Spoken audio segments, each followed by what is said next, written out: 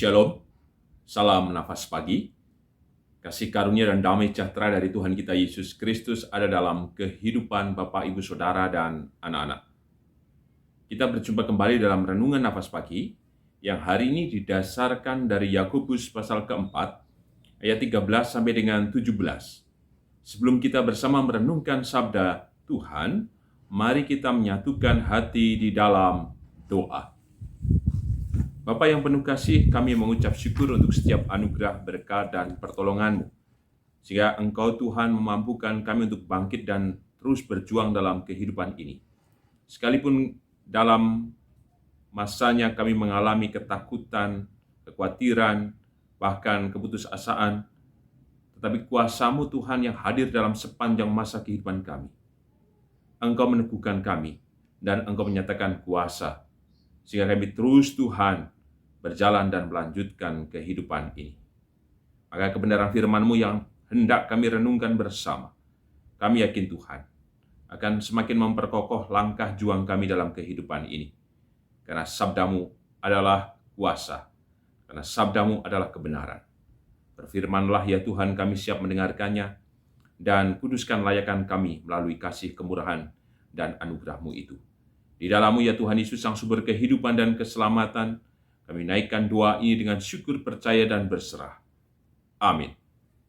Yakobus pasal keempat, ayat 13 sampai dengan 17. Demikian sabda Tuhan. Jangan melupakan Tuhan dalam perencanaan. Jadi sekarang, hai kamu yang berkata, hari ini atau besok, kami berangkat ke kota Anu, dan di sana kami akan tinggal setahun dan berdagang serta mendapat untung. Sedang kamu tidak tahu apa yang akan terjadi besok. Apakah arti hidupmu? Hidupmu itu sama seperti uap yang sebentar saja kelihatan lalu lenyap.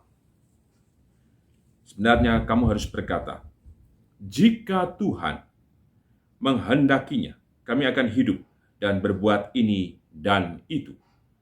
Tetapi sekarang kamu memegahkan diri dalam congkakmu, dan semua kemegahan yang demikian adalah salah. Jadi jika seorang tahu bagaimana ia harus berbuat baik, tetapi ia tidak melakukannya, ia berdosa. Berbahagialah kita yang merenungkan sabda Tuhan, dan berbahagialah kita yang percaya. Haleluya. Amin. Bapak, Ibu, Saudara, dan anak-anak, tema Renungan Nafas Pagi hari ini adalah membangun pondasi. Di samping kita, sekitar kita ada banyak bangunan kokoh. Dan dalam bangunan itu tentu sudah ada pondasi yang begitu kuat. Bukan bangunannya dulu yang berdiri, tapi pondasi tentu saja. Karena pondasi menentukan struktur bangunan, bentuk bangunan, dan ketahanan bangunan itu sendiri. Ketika dibuat pondasi, tentu sudah diukur. Kira-kira bertahan berapa lama, dan diharapkan juga mampu tetap kuat, tetap kokoh.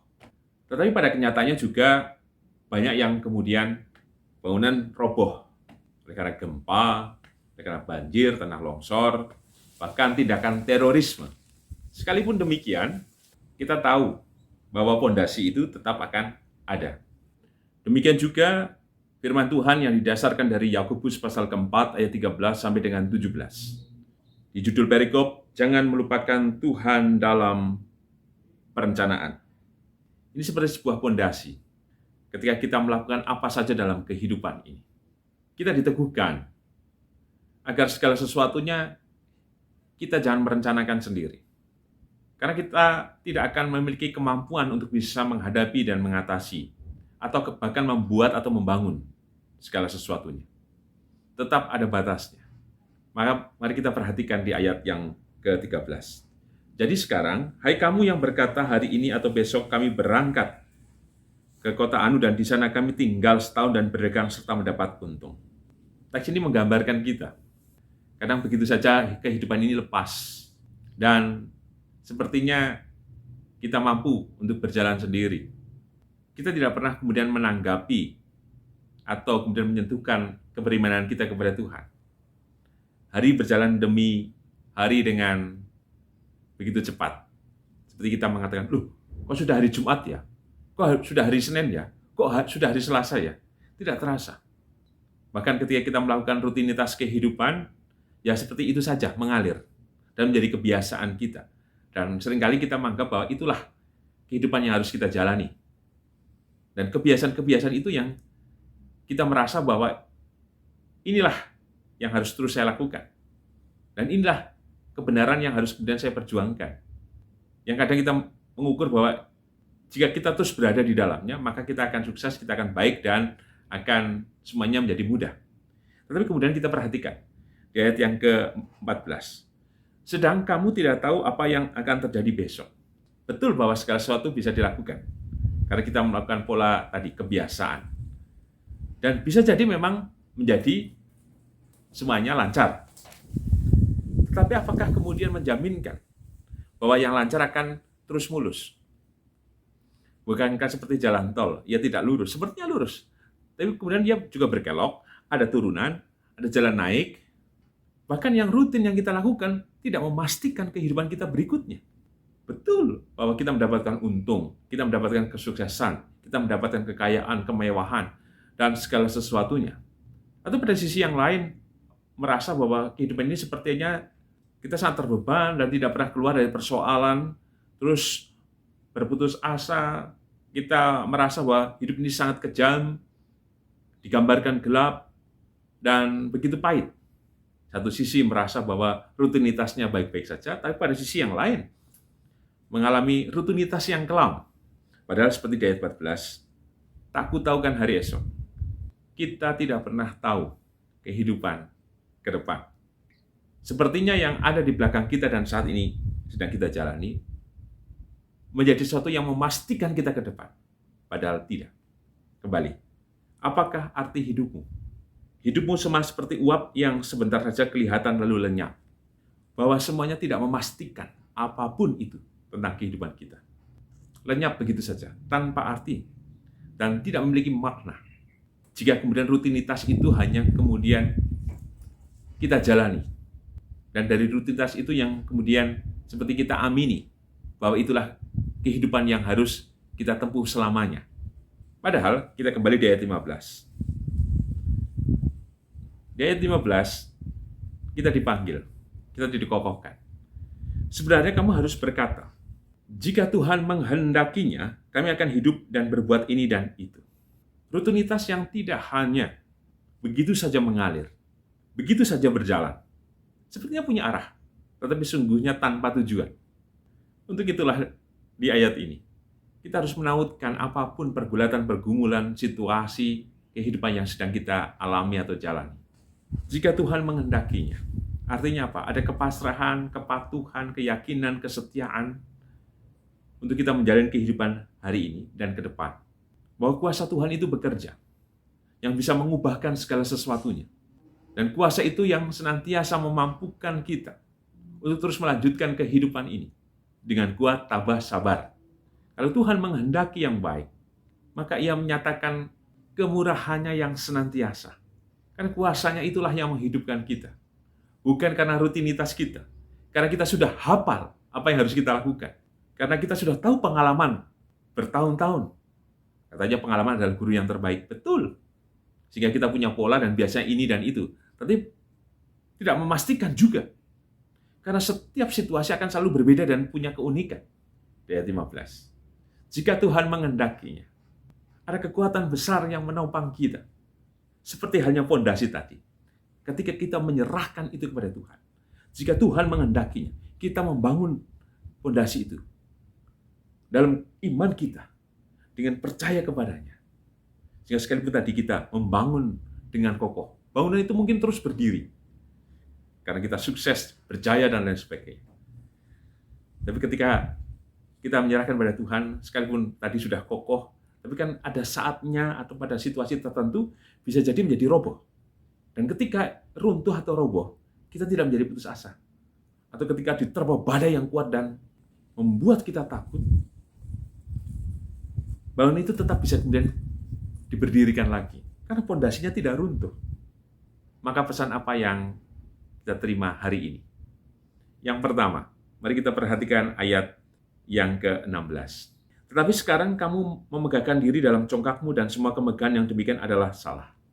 Rutinitas kita seringkali membuat kita merasa yakin dan jadi megah, atau disebutkan congkak. Itu tidak menghasilkan dan berbuah apa-apa. Ayo, bangun kembali pondasi kehidupan kita yang utuh. Lihat kembali bangunan iman kita, bangunan kasih kita, bangunan keyakinan kita kepadanya, bangunan pengampunan kita kepada yang lain, bangunan pertobatan kita, bangunan kesungguhan kita mengikut Tuhan dan mengasihi sesama, bangunan kita untuk mengupayakan kehidupan bersih, jujur, dan murni. Karena bangunan-bangunan inilah yang akan kemudian memampukan kita untuk terhubung dengan kuat dan kokoh. Betul hidup ini terguncang, diterpa berbagai tantangan, tetapi sekali mungkin ambruk bangunan kehidupan yang sedang kita jalani.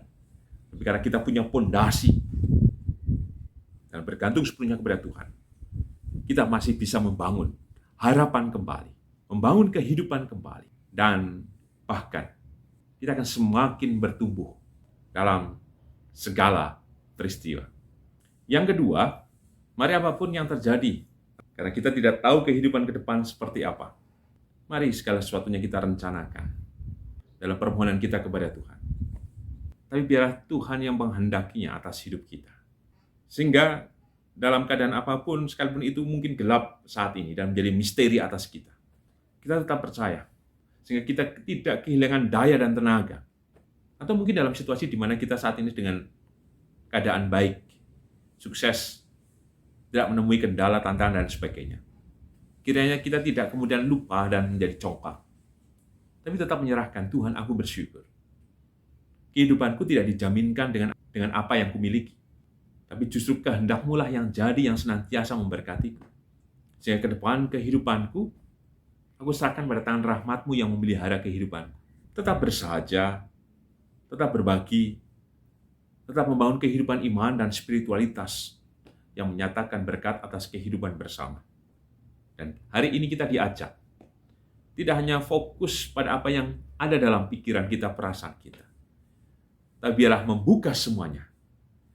Jika Tuhan menghendakinya, maka Tuhan biarlah yang berencana dan menggenapkan rencananya atas kehidupan kita.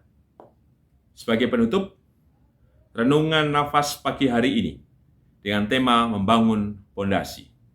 Tentu di antara Bapak, Ibu, Saudara, dan anak-anak pernah mendengar pujian Kidung Lami 114, Wilujeng Mlampah. Mugi sih rahmate jeng Gusti, lan sihe Allah Sang Rama, nunggila ing prasudara, pinanggiya sami basuki. Wilujeng mlampah, wilujeng mlampah, benjinggi pinanggiya malih. Wilujeng mlampah, wilujeng mlampah, benjinggi pinanggiya malih. Wilujeng mlampah. Inilah pengharapan kita bersama. Yakinlah bahwa rahmat Tuhan menyertai kehidupan kita bersama. Tanpa Tuhan menghendaki, maka kita tidak akan bisa menjadi apa-apa. Biarlah perjalanan kita yang selamat, wilujeng mlampah, kita serahkan kepada Tuhan dalam segala sesuatunya yang kita rencanakan dan harapkan. Biarlah Tuhan yang bekerja. Kita menyerahkan dan menyampaikan dan memohonkan itu kepadanya. Jika kita melakukannya senantiasa dalam segala hal, maka itu akan membangun dan mengokohkan pondasi kehidupan kita. Bangunan kita pun secara iman akan terus bertumbuh. Sehingga apapun rupa-rupa persoalan, pergulatan, pergumulan, tantangan, tidak akan pernah menggoyahkan kita. Wilujeng mlampah, karena berkat Tuhan menyertai. Amin. Mari kita menyatukan hati di dalam doa. Kami mengucap syukur Tuhan atas setiap anugerah, berkat, kasih, dan kemurahan-Mu oleh kebenaran firman-Mu yang telah kami terima, menyadarkan kami bahwa segala sesuatunya harus kami serahkan kepadamu. Setiap perencanaan hidup kami, biarlah Engkau yang berkehendak. Dan apapun yang terjadi atas kami, biarlah kami percaya bahwa kehendak-Mu yang jadi dan mulia, yang menyatakan berkat dan kuasa. Tolonglah kami Tuhan, supaya pondasi kehidupan kami terus kami bangun dengan lekat erat kepadamu Tuhan. Dan kami percaya kuasa-Mu yang ada itu dan hadir yang nyata menyelamatkan kami. Karena Engkau menyelamatkan kami, maka kami percaya Engkau juga Tuhan menolong kami dalam segala peristiwa yang sedang kami hadapi dan rasakan. Terutama kami yang putus asa, kami yang terbeban, kami yang bersedih, kami yang menangis, kami yang tidak mampu untuk bangkit, kami yang patah semangat, kami yang kecewa, kami yang terluka. Kami yakin dan percaya Tuhan, Engkau dengan kasih-Mu menyegarkan tubuh jiwa roh kami. Bahkan Engkau memberikan cahaya kemurahan. Kami yakin mukjizat-Mu berkarya atas kami.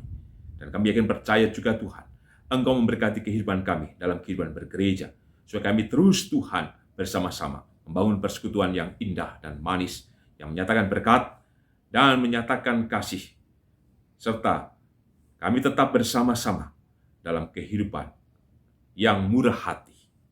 Kami juga berdoa untuk bangsa dan negara kami, tolonglah Tuhan, ya kasih-Mu yang terus menenteramkan, memberikan rahmat, dan terus mensejahterakan bangsa dan negara kami ini. Di dalam-Mu ya Tuhan Yesus, Sang Sumber kehidupan dan keselamatan, kami naikkan doa ini dengan syukur, percaya, dan berserah. Amin. Tuhan Yesus memberkati Bapak, Ibu, Saudara, dan anak-anak kini dan selamanya. Amin.